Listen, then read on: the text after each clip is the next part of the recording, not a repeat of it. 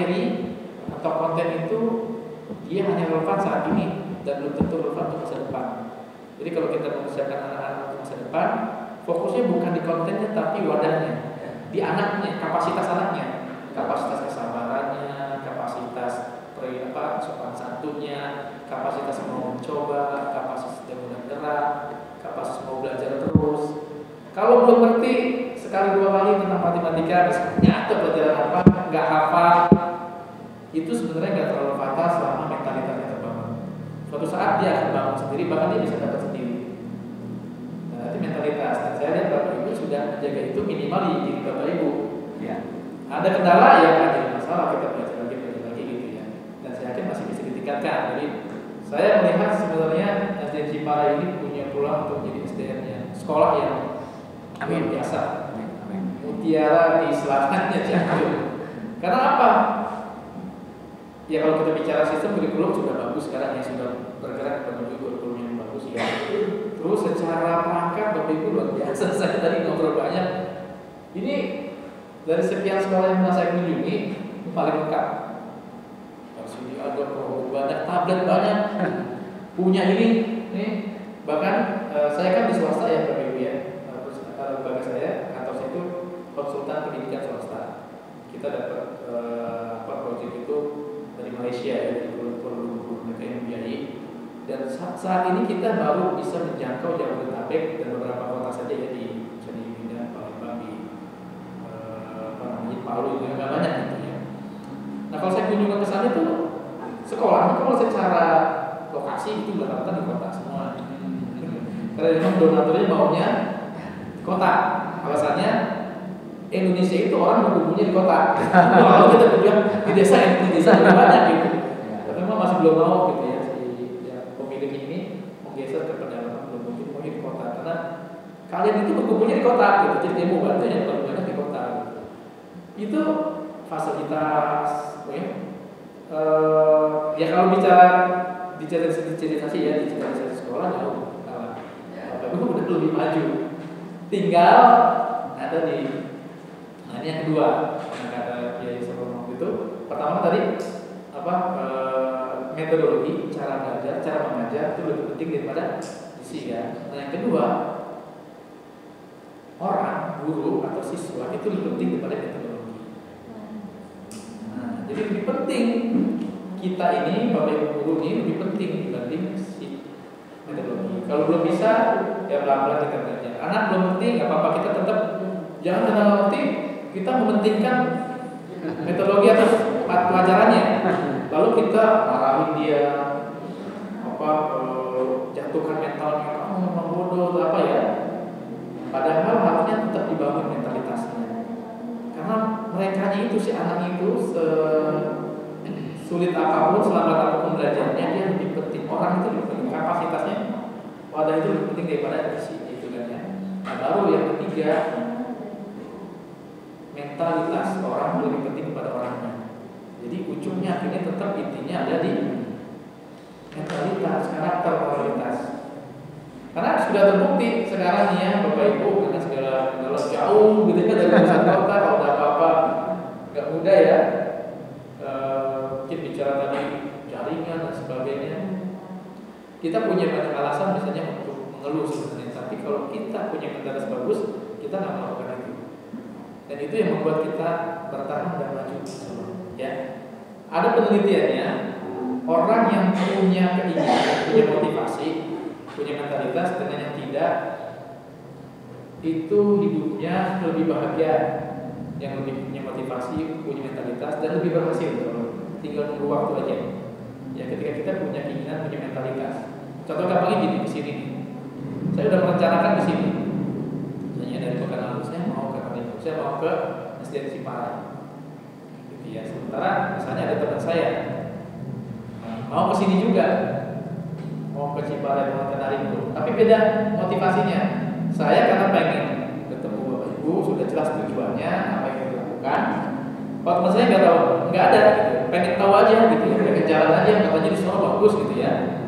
Maka pada hari H misalnya ya, berangkat terjadi hujan, pagi-pagi mau keluar hujan. Orang yang punya keinginan akan tetap berangkat. Karena masa ada sesuatu yang bisa tujuh? Ya tujuan. Misalnya kayak gini, siapa sini yang belum nikah?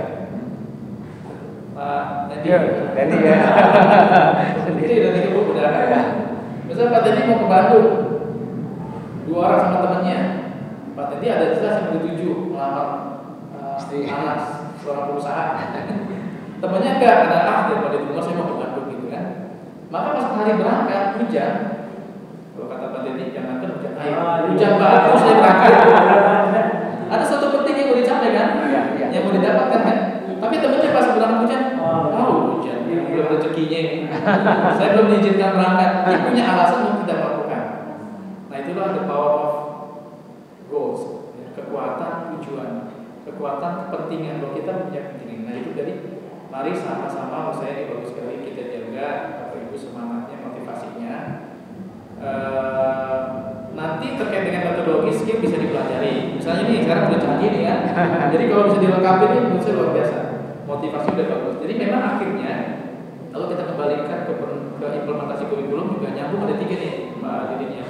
Pertama, Bapak Ibu perlu pahami ketika transformasi kita menuju kurikulum merdeka itu ada 3 aspek juga yang penting kita kuasai. Dan nyambung dengan yang tadi disampaikan oleh Kiai Salam Mahfudz ya. Pertama, harusnya kita mulai dari mindset. Mindsetnya dulu. Ini untuk apa? Pentingnya apa sih kita melakukan ini? Berhasil di sini, berhasil di kurikulum merdeka. Tingkat kepentingannya apa? Manfaatnya apa? Kalau itu belum dapat, berat. Kita akan anggap semua ini beban. Tugas lagi, rapat lagi, program lagi, ulang ini lagi, harus begini. Semuanya beban. Sama kayak tiba-tiba saya Pak Kepala Sekolah minta Pak Teddy ke Bandung. Nggak ada motivasinya. Pak Teddy nggak tahu itu tujuannya apa. Why-nya nggak ada. Mengapanya nggak ada. Apa ini tuh mau Bandung? Capek, banyak urusan, banyak kerjaan di rumah misalnya. Jadi harusnya mindset dulu. Nah kalau mindsetnya sudah dapat, baru yang kedua bicara metodologi skill set. Dan memang ini penting. Jadi semangatnya ada, motivasinya ada, tapi keterampilannya nggak bertumbuh. Kita akan stres juga. Anak-anak harus diajarin ini begini karakternya, tapi kita nggak mampu, nggak bisa gitu. Kita akan sampai pada titik jenuh dan mungkin bisa menyerah. Gitu. Tapi kalau mentalitasnya kuat sih enggak ya. Baru yang ketiga toolset, perangkatnya. Nah saya melihat banyak kita di sekolah penggerak, ya karena dari awal ini kita dijelaskan konsepnya, kita lebih banyak berputar di toolsetnya dulu. Dan itu lebih pusing dibanding skill set. Ya saya ke Medan bicara tentang sekolah penggerak, itu yang keluar Pak, keluhan semua. Ini kenapa dikasih Chromebook? Gitu. Chromebook kan susah, nggak kompatibel sama Microsoft, nggak ini semuanya keluar. Karena mereka nggak dapat mindsetnya, nggak dapat skill set. Padahal kalau bisa kirim Pak Asep. Saya melihat beberapa sekolah-sekolah yang sudah selesai sama toolset, harusnya toolset itu masalah teknis lah gitu ya. Gak usah kita berkutat, dan banyak teman-teman kita berkutatnya di situ. Semangatnya nggak ada, udah putus asa karena nggak punya motivasi. Jadi harusnya sebalik. Jadi dan saya melihat di Parepare Bapak Ibu sudah pada kondisi itu. Toolset harusnya sudah selesai karena kurikulumnya sudah ada, bagus, dan itu kan tataran operasional teknis ya.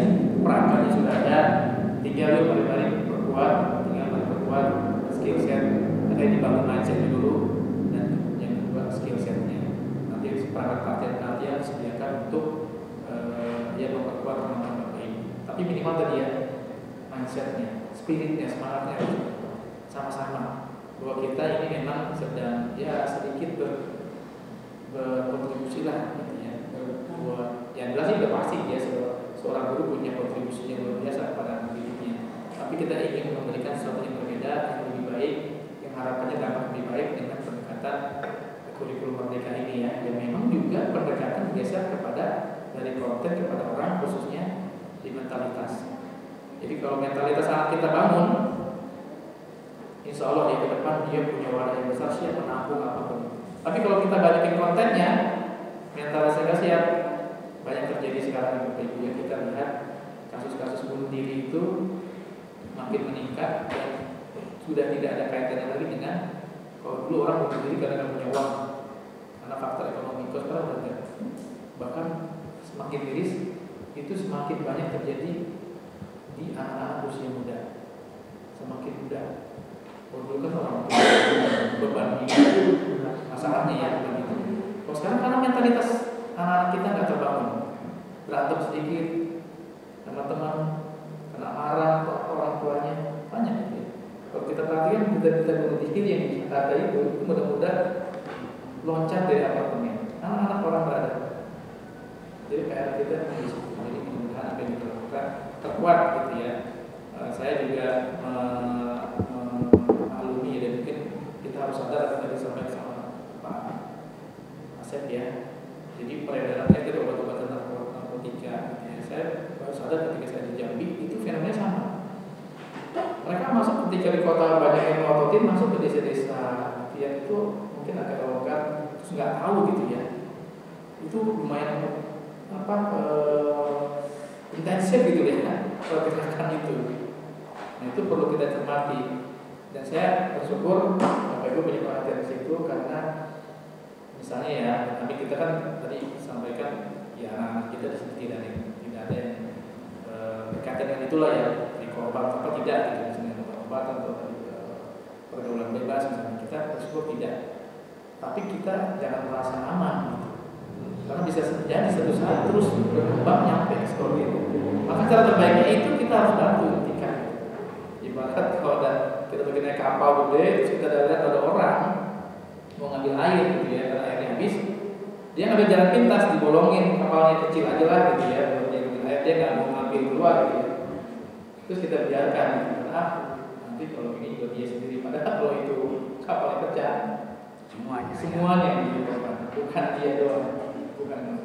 Nah, pendekatan tadi bagus misalnya kita lakukan komprehensif juga, cuma kita ada bersama-sama. Gitu ya, yang lain nanti saya minta itu aja kalau sekolah ya, filenya dilengkapi, fotonya ditaruh aja, termasuk tadi data PMM, penerapan